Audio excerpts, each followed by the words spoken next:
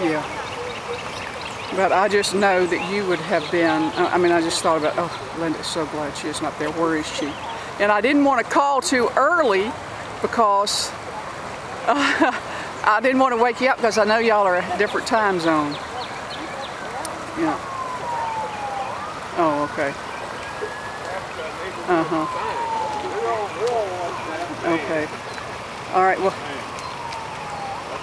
yeah, you could probably go on their website, the KNGB or whatever, and see some stuff. But I'll upload this to you when I get back home.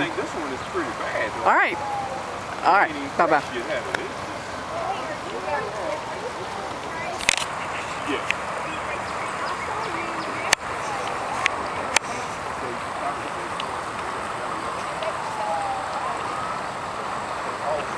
The tubes going down. Lots of boats. Rubber rafts. There were 2 cars in this garage. I mean, in this, I don't know if they got floated down or if they left them. There's more and more things coming down the river, whatever that is. Lots of things coming down the river.